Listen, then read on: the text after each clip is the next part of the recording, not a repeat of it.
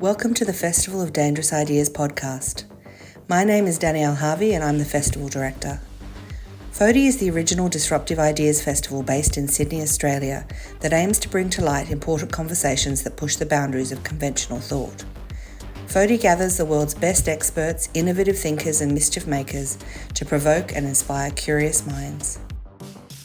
The increase in mental health and neurodivergent diagnoses in recent years indicates that we're more aware of our brains than ever before. Does improved social awareness, self-identification and representation mean we've reached a turning point in the way we acknowledge and treat mental health and neurodivergence in society? Or are we at risk of over-pathologizing ourselves and the world around us? Join Executive Director of Reset.Tech Australia, Alice Dawkins, researcher Sandersan Onie, generational psychologist Twenge, and author Sunny Jane Wise in the 2024 session Contagious Realities, chaired by journalist Natasha Mitchell.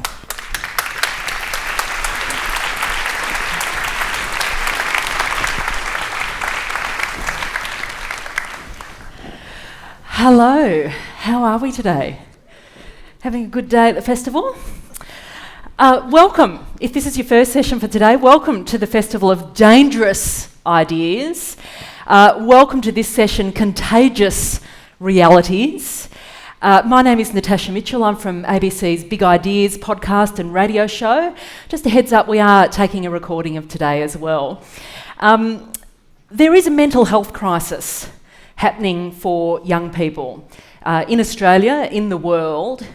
And we're talking about distress, we're talking about depression, we're talking about anxiety, we're talking about self-harm. The rates of all of those are increasing in our young people.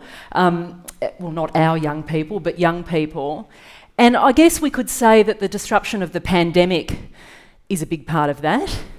We could also say that modern life is a big part of that. Hello, housing insecurity, hello, job insecurity, hello, climate change. There's quite a bit to be existential about right now.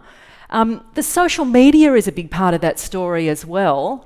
What it's doing to our minds, what it's doing to our relationships, what it's doing to our society. And social media is certainly the cesspit of trolls and bullies and ads and algorithms that we understand it to be, but it's this wonderful way of connecting with each other, of finding our tribe, our people, of telling our stories, of sharing our distress. And I think more than ever, we're now talking openly, hurrah, finally, about our mental well-being, about our experiences of our inner life, in a way that I don't think we've ever done before. So that's a revolution that's happening right now, I think. We're also much more open about talking about neurodivergence and neurodivergent diagnoses or labels like ADHD and autism. Many adults now increasingly are being diagnosed with ADHD and autism, and for many people that can come as a great clarifier. It can really help people make sense of their own brains and you know what it has meant for them to grow up as neurodivergent in a neurotypical world. But I guess what we're going to be talking about today with this excellent panel is, are we at risk also? We're increasingly self-diagnosing ourselves. So are we at risk of pathologizing ourselves, of medicalising ourselves? Are we doing that too much now? Or are we seeing a really important renaissance underway? This renaissance about openness, about mental health and neurodiversity, which is probably pretty profound. We cannot wait to involve you in the conversation too. We've got two mics here, you know the setup. At the front, you'll need to come to the front and queue behind them, and we will be asking for questions, not comments or essays or, you know, they've got to have a question mark. So some of the things we'll be exploring, the lines between illness and identity, the social and the biological, the real and constructed. What does it all mean in terms of getting the support that we need when we need it? And so much more. We've got a great panel. Sunny Jane Wise is an autistic bipolar ADHDer. author of We're All Neurodiverse, and also of the best-selling self-published, this is so impressive, the Neurodivergent Friendly Workbook of DBT, that's Dialectical Behavioural Therapy, if you don't know. And they've been the co-chair of Australia's first National Autism Strategies Social Inclusion Working Group. Great to have you here, Sonny. We've got from the US, Jean Twenge, Professor of Psychology at San Diego State University, author of 7 books and much else, but her 2 books, which you might be familiar with, are the extraordinary, the real differences between Gen Z, Millennials, Gen X, Boomers and Silence, and what they mean for America's future. Lots of salient stories to the Australian situation. And her other book, iGen, Why Today's Super-Connected Kids Are Growing Up Less Rebellious, More Tolerant, Less Happy, and Completely Unprepared for Adulthood. Thanks for being here, Jean. We've got Alice Dawkins, Executive Director of Reset.Tech Australia. You might have caught her on Q&A last week. A policy organisation focused on regulating digital risks and online harms, and she's also worked to establish the Minderoo Foundation's Frontier Technology Initiative, which was all about targeting that power imbalance between big tech and society. Great to have you here, Alice. And we've got Dr. Sandersan Onie, a researcher at the Black Dog Institute and Harvard Medical School, I think, as well, who's really interested in the way we can harness technology and algorithms and social media to enhance our mental health, and doing some fascinating experimentation around that, and a whole lot of work with big tech, Google, TikTok, Reddit, the World Health Organization on mental health and suicide prevention. Let's give them a big warm welcome.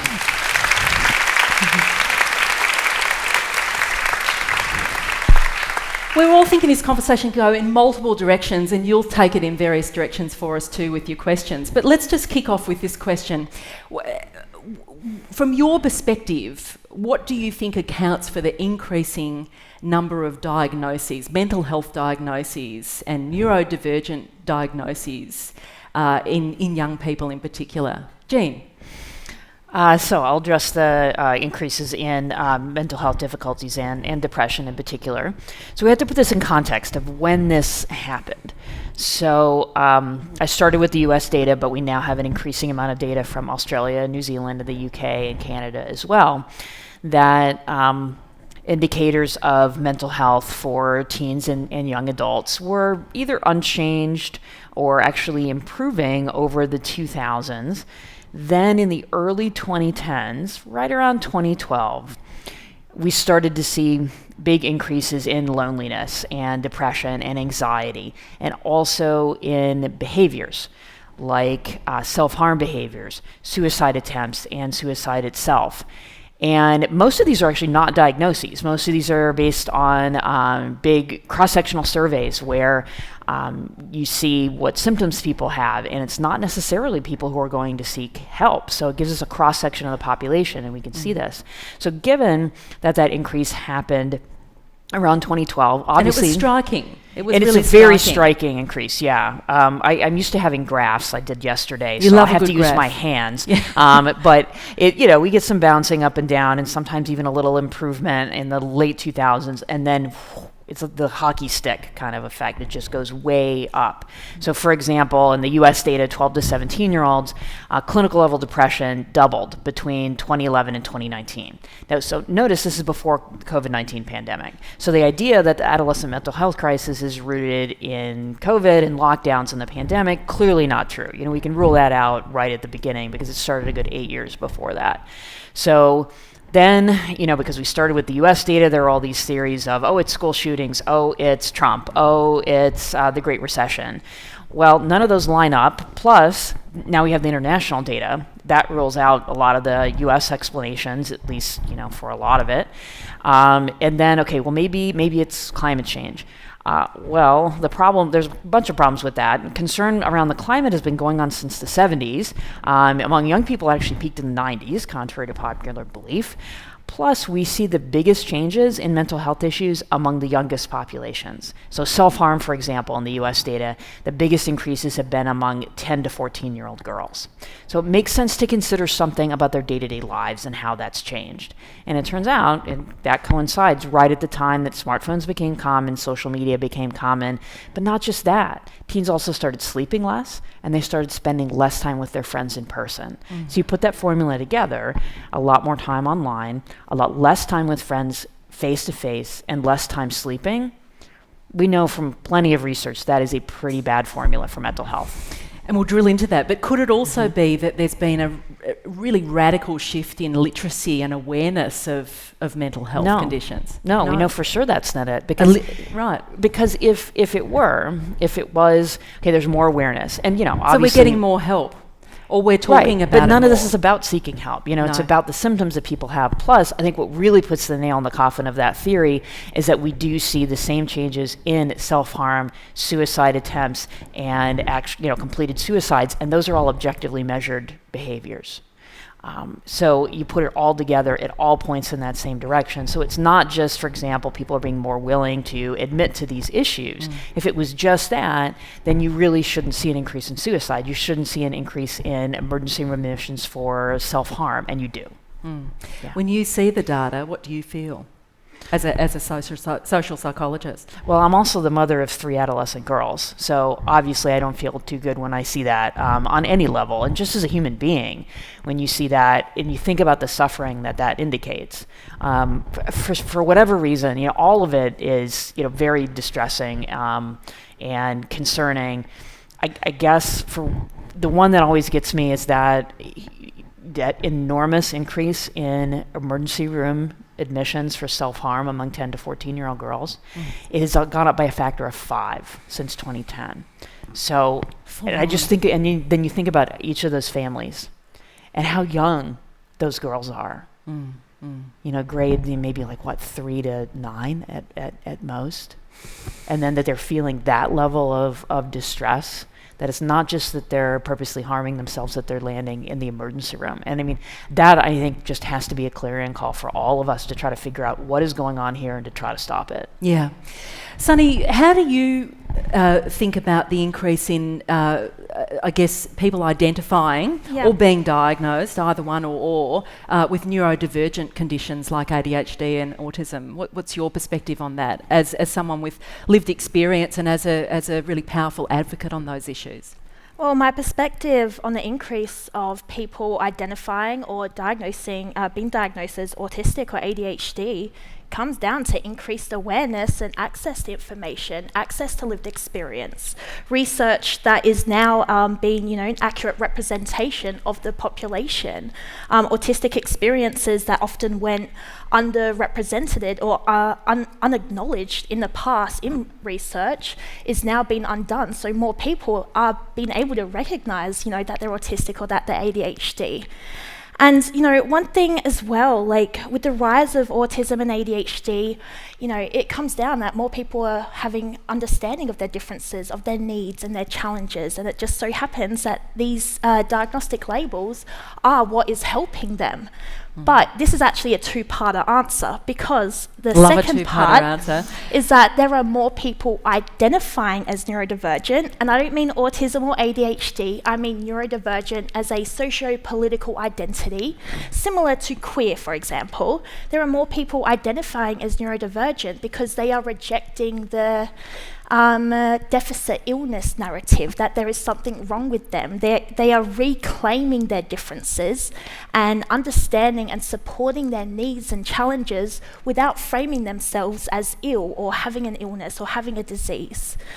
Yes, and the labels are interesting, aren't they? Because some people would see them as a disorder, a diagnosis.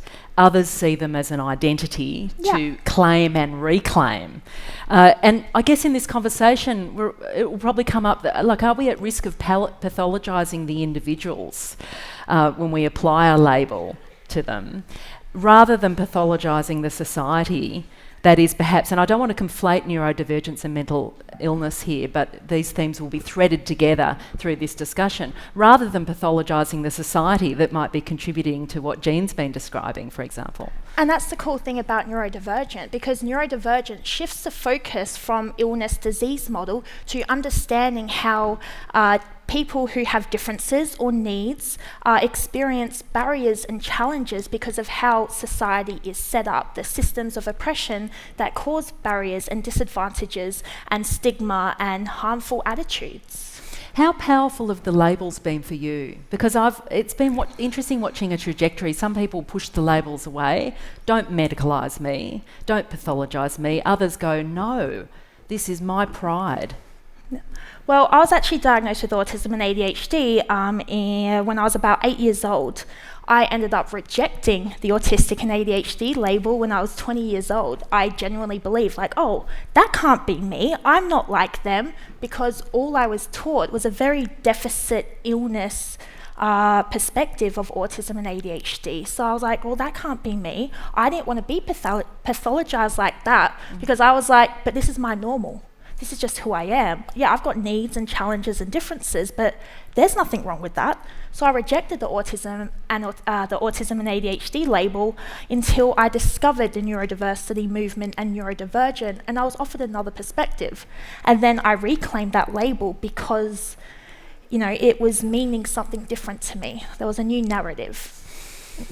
Was part of the reclamation because of the community that you found on social media? Yeah.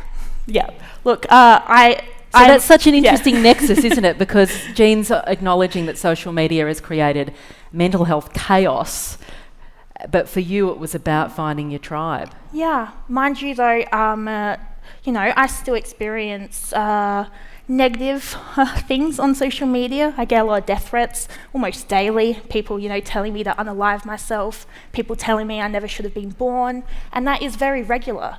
And so, I do believe that, I love social media. I really do.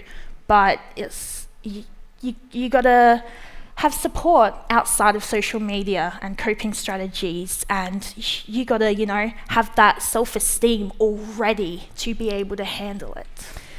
Yeah, it's interesting, that conversation that's happening in Australia now. Do we change the age at which people can access social media? Maybe that will come up in the conversation today. Sandersan, what about yourself? When you hear the stats that Jean presents, that data, what comes to mind for you? And you're interested in as much in not just social media per se, but the difference in mental health as a result of how people use social media, aren't you? Absolutely. So I think that when I think about social media and phones, and it's linked to suicides and self-harm and mental health, it's like asking the question, has pills changed medicine? And that's a really difficult question to ask. Why? Because it depends on the active ingredient inside what's inside the medication, right? In the same ways, I see social media and I see the device that we have in our hands as a vehicle. But what's key about that is the access to almost unlimited amounts of information that have been curated for us. So for example, we live in this attention economy where I think it goes without saying we know what we see, what we receive will affect us in some way, positive or negative. But now we're letting these algorithms choose what we see. And in this attention economy, how many of us regularly go to the second page of Google? Probably not. Some of us do actually. But I would propose that a large number of the population, we scan the first page and we choose from there. In fact, the number one search on Google, the number one result, will often get 33% more engagement, irrespective of the quality and the brand that's attached to it. Now, how does that relate to health? In 2003, it was estimated that every day for the year, there was 6.7 million health-related searches worldwide. In 2019, that number increased to 1 billion health-related searches online. Amazing. And 77% of people actually will get on a search page in their patient journey to find help, to find medication, to find solution and help for their problems. Now, that's why it's so important that we get the right information at the right time. Now, we could have several effects. We talked about the social component, and this is where I look at social media, not as a social platform, it still is, but as search engines. People are going to Instagram to find doctor recommendations. People are trusting TikTok more than their GPs. So it's a search engine. And so it could have several effects. Number one, I completely agree with the idea that sometimes people can find help there. In my country, in Indonesia, and you can search this up, a lot of people, for having poor mental health issues, undergo something called pasung, P-A-S-U-N-G, which is a literal translation for the word shackling. And so people, when they experience severe mental illness or even suicidality or depression, especially in rural areas, they'll get locked up in literal shackles and put in this sort of outhouse next to their homes. And it's often their families that do that to them. And in that culture, what our research has shown is, and let's not exceptionalize Indonesia here. That happened no, in exactly. Australia It as well. happens all across the world. So in a place where there's perhaps not as much mental health awareness, we get all these stories where these kids who live in a society that really, really makes taboo the topic of mental health, sometimes they're finding their tribe for the very first time. Sometimes they're understanding, hang on, this isn't just because I'm weak. This isn't just because I'm religiously deficient, because Indonesia is one of the largest religious countries in the world. Maybe there's help I can actually seek. And so they turn to the algorithms. Absolutely. And so that's why it's so important to meet them there. There is a converse, and I completely agree with what Gina's saying before. There is the adverse effect. So for example, there's a recent report published only 2 weeks ago based on data in Australia by Professor Eliza Werner-Seidler. And what she talked about is what she found is they looked at 3,500 adolescents, grade 8 students. And what they found is that individuals who would scroll social media, it was associated with higher rates of depression and anxiety. People that would actively engage with social media, post and do all these things, actually had slightly better mental health. Now, this is where I might slightly have my own view, where they couldn't find causality. So it might be, and I've experienced this as well, that when I'm feeling down, I tend to distract myself by scrolling on social media. And so I think that the association is if you're depressed, you might then retreat into mindless scrolling, or that could in turn make you depressed. Exactly. So I feel that, at least for me, I'm not as sold on the causality of it. Yeah. Alice Dawkins, tell us about the fake 16-year-old girls that you let onto the internet. Tell me about that project. This is the what is the project called, and what did you do with those fake 16-year-olds? That definitely woke me up, Natasha. So, you're referring to a report we put out that was called "Not Just Algorithms," which was a bit of a provocation to some of the discourse around social media or how we understand it. We wanted to test a range of systems that sits under social media platforms that we believe create risks. And it really goes to the heart of this topic about contagious realities. Yeah.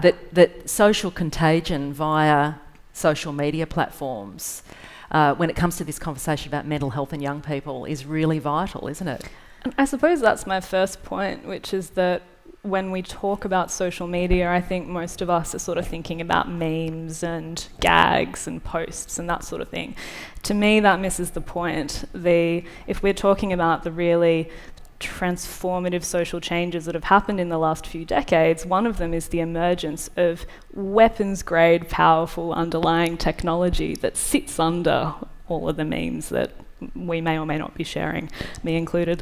So we looked at a range of systems. I won't go through all of them, but it was basically recommender algorithms, so how content is served to us, advertising systems, which is, I think, one of the under-discussed elements of the harms of social media, because I think they're some of the most powerful technologies that these companies produced.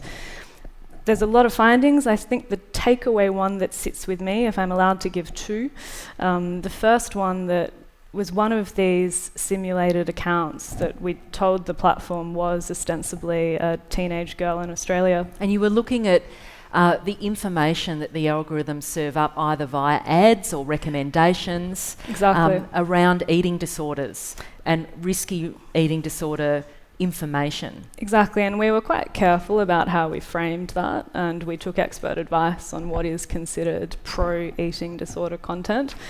And on one platform, we found that the simulated account they all entered a pro-Anna pipeline very rapidly and quite horrifyingly. Anna being anorexia. Exactly, thanks for clarifying. So in terms of what they were liking, you got these accounts to like pro-Anna anorexia content. Yeah, and then watched what was unleashed onto them as a result. And on one platform, they ended up in a pro-self-harm rabbit hole next. So as if pro-Anna wasn't enough, they ended up one level or more levels beyond. That was the first point. The second point that was Twitter. X. I wasn't going to mention, but I might get in trouble. I'm gonna. I might get tweeted at. It's a hellhole. Elon's a bit naughty online, so I'm just being careful. Man. The other thing that we noticed was, just to make the advertising system's point, we went, as people say, under the hood or into the belly of the dragon for how the advertising targeting system works. And we all know, from Cambridge Analytica, we know that micro-targeting's real. It hasn't really changed despite the emergence of scandals. And so we found that the level of invasiveness that advertising systems create is remarkable, and I would encourage seeing it for yourself. You've got to set up an advertising account, but you can see the level of precision you can target users on. So the example I'll give you that Sandersan and I were talking about backstage is that you can target users based on whether they've downloaded certain apps or not. And so we were able to target on a range of platforms users who had downloaded an eating disorder support app. And it's a really interesting point because some in the sector will say, this is great, we know how to find the people that we're trying to help. That's the kind of tech for good angle. But then there's also the tech for bad angle, which is let's remember how markets are incentivized and how markets work. And in our view, the risks and the vulnerabilities that get exacerbated by just the existence of that targeting capability and the under-regulated data markets that sit under that buy and sell audience segment information on a whole range of characteristics that should be protected, it's enough to cause a bit of alarm. So when they downloaded, though, the eating disorder app, what then was the result? Well, so advertisers are allowed to target users who've downloaded eating disorder support. And what sorts of information were they then getting served up? I'm not sure, because we didn't take it that far. We just wanted to prove, I suppose, that you can target based on that. But what you did do was submit to the platforms a content that was promoting anorexic or eating disordered behaviours. That's right. Quite explicitly. Oh, very explicitly. And these were ads that were encouraging girls to be anorexic, basically. And to be very clear, we did not run these ads to real people. All we were doing was testing what's sometimes called the ads review or the ads approval system. And so we were interested in seeing just how many safeguards are built in at the front end on these platforms to very obviously harmful ads. There's a lot of grey zone here, and we were well past the grey zone and into obvious territory. As an example? As an example, I can't remember the words that were used, but it was the most obvious pro-eating disordered language that you can possibly think of. I think at one point one of the ads was basically saying, if you're feeling hungry, eat a piece of paper. Yeah. There we go. Natasha's got a better memory than me. Intense. And the other point... Did they take the ads? Yeah, of course. Of course. I think the rates were between 75 to 100% approval. Because remember, to stitch this through to another policy problem we're handling at the moment, which is scam ads and financially fraudulent ads, there's a very famous showdown going on between a big Australian and a big tech platform about this issue. The essence of that case is the lack of safeguards built in at the ads approval and ads review stage. Yeah. And even when you went to report ads that were problematic, on the whole, a lot of them weren't taken down. Some were, some weren't. Yeah, I believe that was user-generated content, which is slightly different, but exactly that we tested the content moderation system, which is one of the probably most well-known systems that platforms use to try and mitigate harm online, and the takedown rates were quite low. So, Jean Twenge, when you hear those sorts of results, you've been interrogating social media and its impact on young girls in particularly. What makes them so vulnerable? But on the flip side, I'd say a lot of young people, they're digital natives. They have grown up with this technology. are we at risk sometimes of underestimating their capacity to vet their own content, to make their own decisions about what's risky and what's not? Well, I think the problem is that these apps have poured billions of dollars into making those algorithms as sticky as possible for all ages, and then you think of children and young teens without a fully developed frontal lobe, and it's just no contest. And then you think about some of this content and I've seen other studies very similar, done in the U.S. where they just have this extremely disturbing advertising, and Meta will just take it. And they'll sure, we'll put that on, and that the algorithms will lead you down these negative wormholes. You might start out with healthy eating, and then before long, you're at the pro-anorexia site. So or gym and exercise. Gym and exercise is a really big one too, where they'll start with that's right, healthy eating and gym habits and exactly. What are some good things about exercising, and then. And you get a 30-year-old doing that, and that may still have some influence. But then, you think about a very impressionable, 11 or 12-year-old, and then they get exposed to this content of, oh, here's how you can eat only 500 calories a day. Yeah. And then, they get sucked into that. I do want to address, though, to something that to Sandy's point about the causality, because it's an important question. It's true, a lot of the studies are correlational when you look at, say that the more hours a day a teen spends on social media, the more likely it is he or she will be depressed. That could go either way. But when you see the huge rise in depression over time, it seems pretty unlikely that, teens decided to, they got depressed for some completely unknown reason, and then they decided to spend a lot of time on social media. It was that the technologies grew, and then we saw that the rise in depression. Plus, there's more and more experiments now that ask people to cut back or give up social media. And then after 2 or 3 weeks, they do another measure of their depression and happiness. And those who have either cut back or given up social media, finish that time happier and less depressed than those who continue their normal use. Not every experiment out there shows that, but the majority do, especially if they last, enough time that people get over that feeling of withdrawal that a lot of people often feel, because the first couple of days is going to be tough. Where's my phone? That's right. Or where's my Instagram? And it takes some time. So you can't do the tech fast of a day and expect to see great results. But after 2 or 3 weeks, then you start to see those positive benefits. Have you tried to engage big tech in a conversation based on your work? How would I do that exactly? Well, I'm curious to know. Have you tried? I wouldn't even know where to start. Yeah. Well, that's illustrative in itself, isn't it? Yeah. Yeah. They tend to find you in many cases.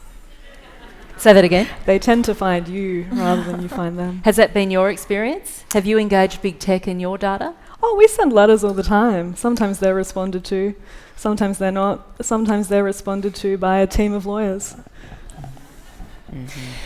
Sandersan, you have worked with big tech, and you have done some interesting work around using the algorithms to identify people when they're most at risk, when they are experiencing a mental health crisis or they are feeling suicidal. Tell us about that work and what the outcome of it was. How were you trying to game the algorithms, in a sense, to help people?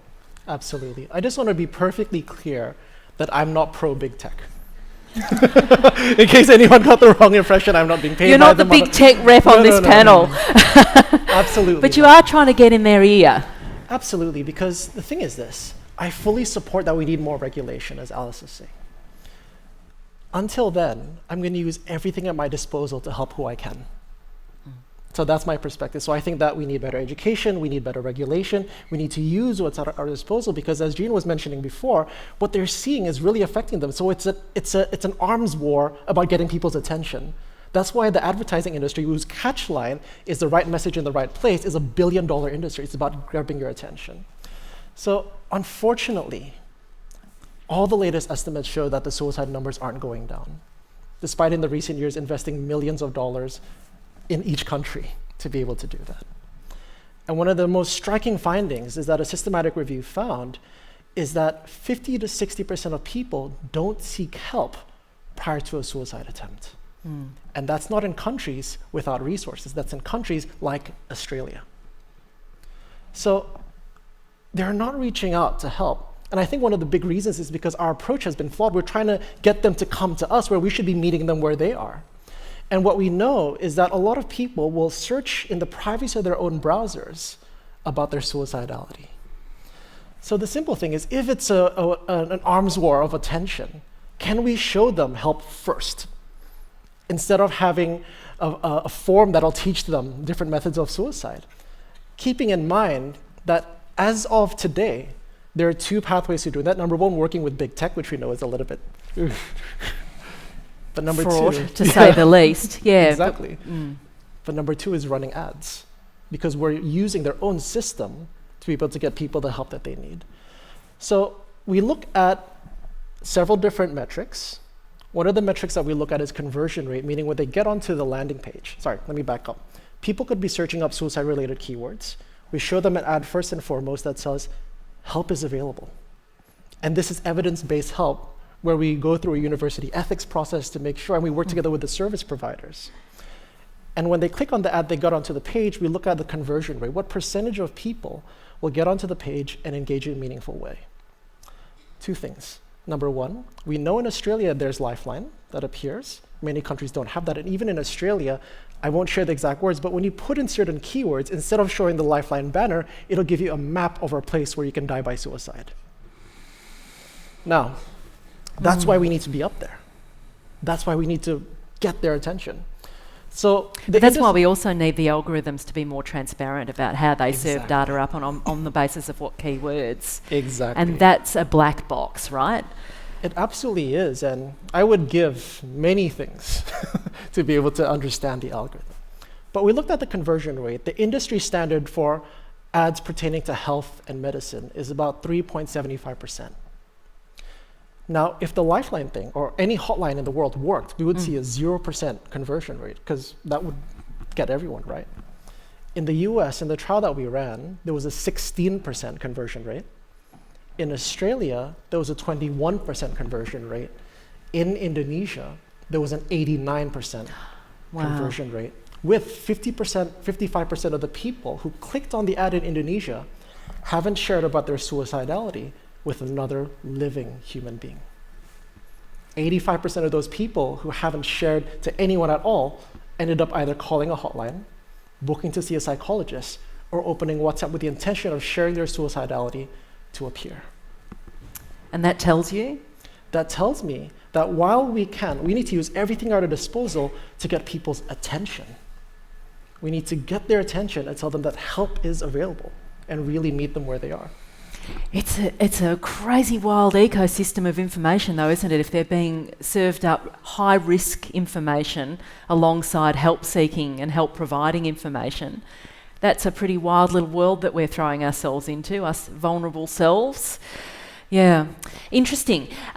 Sonny, I'm interested in this idea of contagion and the increasingly as people find their tribe online and recognise their experiences in the experience of others, then people start self-diagnosing, and I guess this is one of the themes that we were given to talk about today as well, wasn't it? How do you view people self-diagnosing themselves as ADHD or autistic? Are there pros and cons of that? Well, Firstly, I would like to reframe self-diagnosis. Let's reframe it as self-discovery, because that is what individuals who are self-diagnosing as autistic or ADHD are doing. They are discovering their needs and their differences and their challenges, and obviously, and like their traits and that, and that's what they're learning about. The thing is, we view it as self-diagnosis because the only language we have to identify our needs and our differences and our challenges is through diagnostic terms. So it would be completely different if, young people were going on social media and learning, I'm sensitive to loud noises and strong smells. So, I'm going to accommodate this. Or, I need background music and more stimulation in order to pay attention. Or I pay attention better when I can focus in chunks rather than extended periods of time. Or I communicate bluntly and I interpret communication literally. That we would have no problem if people were learning those things about themselves. The problem is we're viewing these differences as belonging to a medical diagnosis, and that's what we have a problem with. People diagnosing themselves with a medical diagnosis. But if we reframe it, people are learning about their differences and their needs and stuff. And a medical diagnosis is the only terminology we have, the only framework we have to understand ourselves. And in some ways too, it's the only way that people can get the support they need. Yeah. If they get given that label or diagnosis, that's the way they enter into the system. I mean, I talk to parents who have that experience. If they can't get an autism diagnosis for their child, they don't get access to a whole suite of services and educational aids, etc. Yeah, and I think that's why it's important. While I think there can be some harm with self-diagnosis, it's not as clear cut, because one of the criticisms of self-diagnosis I often hear and come across is that we're taking away resources from other people. But to access those resources, you need to have a professional diagnosis. So people who are self-diagnosing aren't really taking away resources in the first place. Yeah. What about the increasing number of, it's actually notably adult women being diagnosed as ADHD now? How do you see that trend? So obviously, there are a lot of late diagnosed women who are either being self-diagnosed or professionally diagnosed as autistic or ADHD, and that is a lot because our understanding of autism and ADHD from the 80s and 90s and even early 2000s is vastly different to our understanding now, especially when we consider the impacts of misogyny and patriarchy and the expectations and norms, the socialized norms that are placed upon women that impacts, our autistic traits and ADHD traits because of, how we've been socialized. We're supposed to be more quiet and keep still and, be more respectful. And then, that way we end up masking our traits and our differences. And often the conversation around ADHD was centered around boys, yes, not girls. And that's changing. And one thing to note just quickly is that it's not just young people self-diagnosing themselves. Like, I know people in the 30s, 40s, 50s, 60s, 70s, 80s who are discovering that they're autistic or ADHD for the first time, and now they're unpacking a lifetime of shame, a lifetime of forced expectations on themselves and feeling bad or feeling like they're broken. And I think that's really cool. People in their 70s being like, there's nothing wrong with me. And and you document some of those stories in your book, We Are All Neurodiverse. What's the power of that, as you've seen it? The power is honestly not hating yourself. Personal story, but I first tried to, take my own life when I was 11 years old, before I had social media, and all that was because of the shame and the narrative around me and being told there was something wrong with me and I was broken and I shouldn't be around people. Lots of bad things. I would never amount to much. I was told that I should work in the basement with dead people because I shouldn't be around live people. So imagine growing up hearing that. No way. And so when you have a different understanding, a different narrative, it changes how you think about yourself. And now you're that's life-changing. Best-selling author of a workbook that's gone gangbusters in tens of thousands of copies around the world. Hello. Is there a risk, though, of people being misdiagnosed or overdiagnosed, and then suddenly those labels start to not mean anything? It's a complicated sort of question, but is there a devaluing of those diagnoses if lots of people start identifying with them and perhaps it's not accurate too? I think lots of people identifying with a term doesn't devalue a term. Same how, there's lots of people identifying as queer, but that doesn't devalue the term. And so I don't think it can devalue the term. I think, if I'm being honest, I think it can increase the risk of misinformation, but I think, we can solve that with correct information. What sort of misinformation? What do you mean? I guess, some ADHDers will share ADHD traits that are actually autistic traits because, there's a massive misdiagnosis of autism and ADHD. And so, lots of autistic people don't realise they're also ADHD, or lots of ADHDers don't realise, they're autistic. So it's the spreading of misinformation. I have nuanced thoughts on that, though. Yeah, maybe we'll tease those out. We've got 2 mics. We'd love to have your questions. Come on down. One there. Join us, and we're going to get you to keep the questions really focused, because the more questions we can get through, the more people get to participate in the conversation. And I'm aware that people will move into other sessions now at this stage too, so that's fine. Absolutely feel free to do that. Why don't we just come straight to questions, given that people have landed in front of those mics quick smart. Thank you so much. Mic number 2. Thank you. What a profound sharing we're witnessing today. Thank you all. A colleague of mine is an integrative psychiatrist, and she's concerned that there's a lot of profiteering happening in medicine right now, where doctors are setting up ADHD specialist clinics. Where is the duty of care? Where is the line to be drawn by the medical profession of not recruiting people into their clinics for profit? How do we protect the public from this?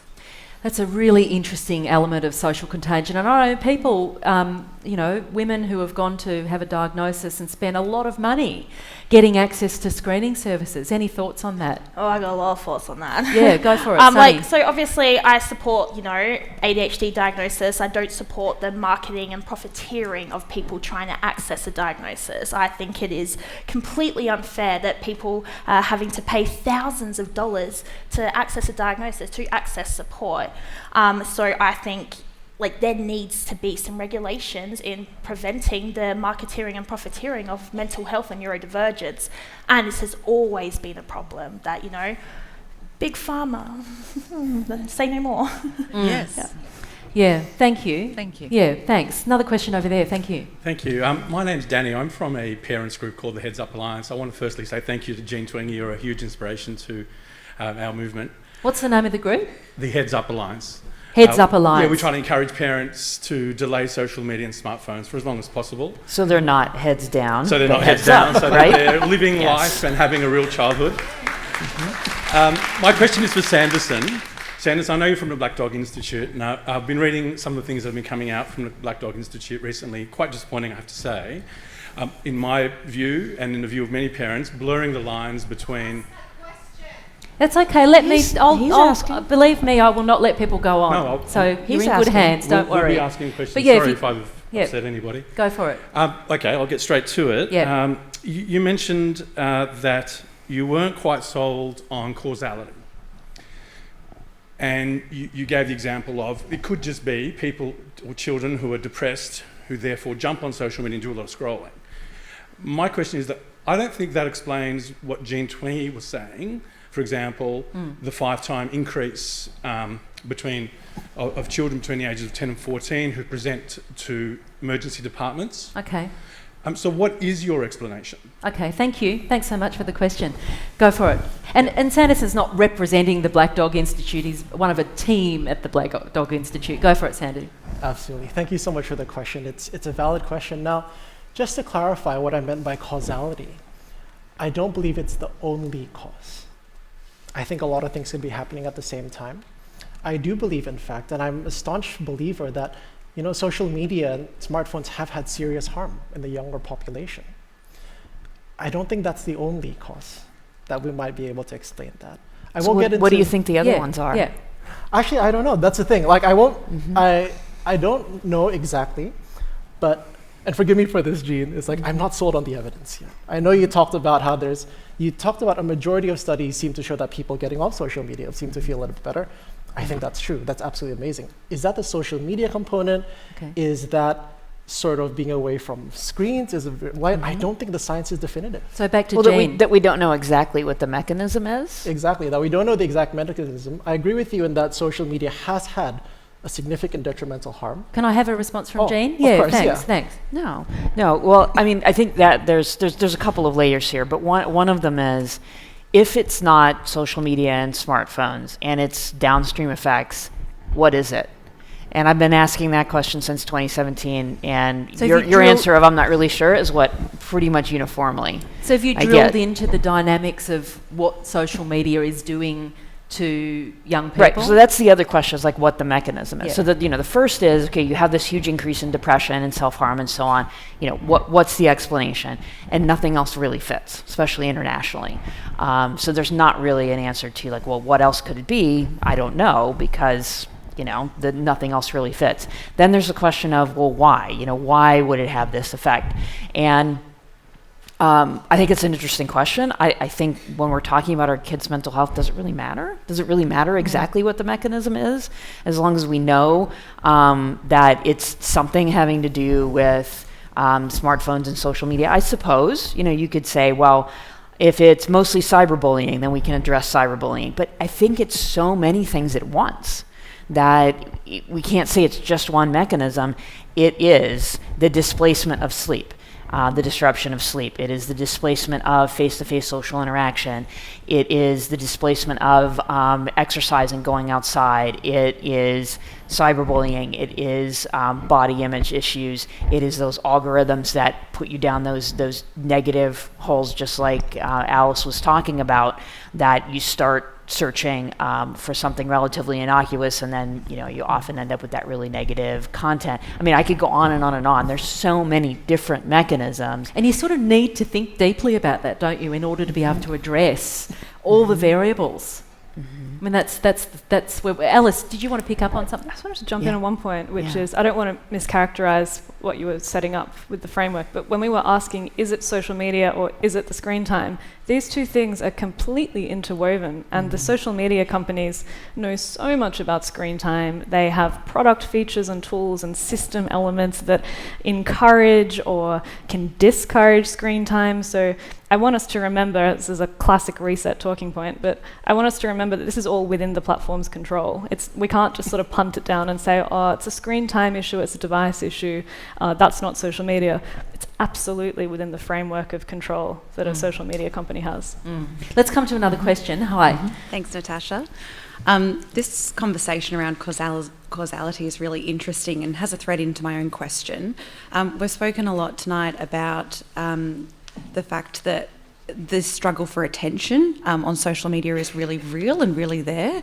And we've also heard this narrative that the increased conversation around neurodivergency is mostly fueled by awareness.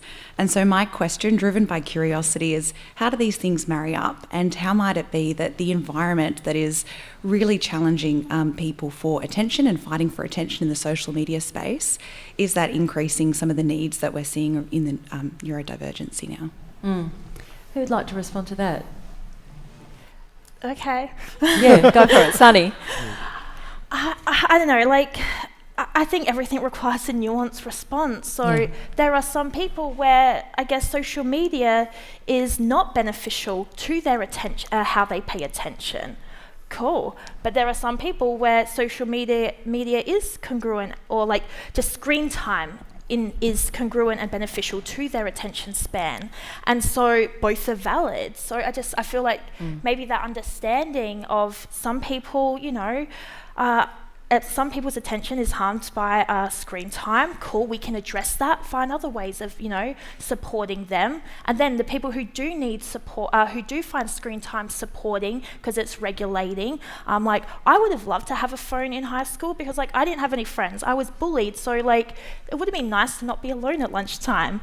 And so for those people, that screen time is helpful. And so I think, it's just not a blanket approach. Yeah. Another question over here. And I'm going to take 2 questions in a row, actually, so keep them really brief, please. Sure. Thanks. I'm Zoe McKenzie, and I sit on the social media inquiry that the Parliament is currently running. And I'm going to ask you, Sandersan, to put yourself in my shoes. You kind of gave us the devil's choice, which is either to admit that the platforms have got the attention and therefore we have to go there and add to their profit line and advertise the good stuff at the top, pay more, get it higher, go to the top. The alternative is regulation. And we've been looking at this, we've got the country's attention, but what regulation can I get? What regulation one is best going to work? In order, do I regulate platforms? Do I regulate devices? Do we regulate parental controls? Yeah. What do you think works best, given that you've looked at it in different jurisdictions? Fantastic. Hold that thought. I'm going to come back to you, and I'm going to grab a question here. Thanks. Oh, hi. This is mainly for Sonny. After you said that, you've received death threats nearly every day. I'm wondering, who do you think is responsible for protecting non-binary and trans kids and queer kids online? And how do you make that decision to keep being there online? For your mental health, how do you protect yourself? Yeah, thank you very much for that question. I'm going to take one more, if that's okay, just because I'm aware time is marching on, and I'd like to take a few of your questions. Thanks. Thanks.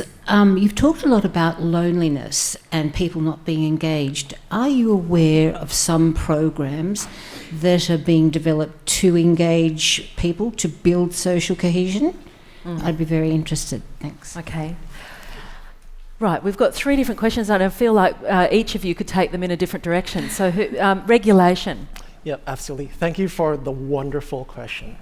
Now, keep it tight. Yeah. Okay, absolutely. I'll keep it as tight as possible. Number 1, I think these 2 approaches can coexist. You do what you do to put the regulation as tight as possible. I'll do what I do to help people in the meantime. I will take the fall for that. So I think that these 2 approaches can coexist, and I'd love to chat a little bit more because I know how the algorithms and ads work, and therefore I'll be able to inform even stricter or even, more precise regulation to make it safer for the people. You know how the algorithms work. Sorry, that was wrong. I don't know how the algorithms work, but I have industry knowledge on how the advertising platforms work across all the different platforms because I've worked with them. Yeah. And so that's where I think we can work together. Alice. So I can give you a 10-word answer. So I do as well because I fight with them. And what I would say is product liability regime. And the 3 elements that are really key is you need risk assessment and mitigation obligations put onto the platform. So let's take public health. You put a positive duty on that platform to take every effort they have to assess public health risks across all of their tech. So they say that they People do usually that. don't get that excited about product liability. They say that they do that with eating disorder content. But they don't. And they don't. And so then, I'm so glad you asked that question, Natasha. You have your 2 next components, which are transparency, both for regulators and for the public. This is opening the black box. But we need to not just look inside, we need to be able to do something. So the 3rd element is accountability. So we need there to be serious consequences for once we've established that platforms are failing on their duty. Let's take them into court. Let's sue them. Penalties. Jean's nodding her head, but you might be able to respond to the loneliness question. Oh, I wish. Yeah. I mean, honestly, I think the 2 go hand in hand. Let's just kind of do a thought experiment. If we had more regulation around social media, let's say, that, those 15 and under could be on social media. What are they going to do instead? Maybe they'll start getting together in person and then be less lonely. It's a possibility. It's a tricky one, though, isn't it? Because this is the substrate of their culture. Online is how they're not allowed to roam like we were when we were kids. So that's the other piece. They should be allowed to roam. Yes, they should have the freedom because those 2 have to go hand in hand. But that's a massive cultural shift, isn't it? So their social world is online, and that's vital. That's a massive generational shift. But what is that doing? I mean, that's the thing, because I've heard this argument a lot of they're seeking community online. They're communicating with their friends the same as any generation has done so. So who cares? Well, that would be fine if we didn't see a doubling in depression and a 5-factor increase in self-harm. But we do see that. If it's so great that they're connecting online, they should be happy and mentally healthy, and they're not. Sonny, when you're online, you get the good stuff and the horrifying stuff, and the question went to the heart of that. What keeps you there? I do want to address why the hard stuff exists. Well, the hard stuff exists because of homophobia, transphobia, ableism, not for me personally, but racism, and all these harmful attitudes and stigma and oppressive systems. So, diet culture, body image, maybe if those attitudes and systems didn't exist, social media wouldn't be such a negative place, because it's not social media per se, it is the attitudes and the comments by other people treating other people badly. And so, that's how, I guess that, answering that question of how do we protect, trans people, non-binary people and queer people on social media, obviously it is the responsibility of social media to have actions in place, because, I get my comments reported and taken down, but all the comments telling me to unalive myself or that, I'm mutilating myself, they don't get banned, they don't get flagged by social media. Those comments are fully supported, and so I think there has to be regulations by social media, but it's also not the responsibility of social media to protect people, it's also society as a whole and the attitudes that we have towards other people that need to change. And learning how to have civil conversations. Yeah. Yeah. Learning how to have civil conversations, and I reckon that's what the Festival of Dangerous Ideas is all about. I realised that we had a lot more questions. Thank you so much. We've got a book signing, I think, for a couple of our authors afterwards. Certainly Jean's going to be doing a book signing over outside.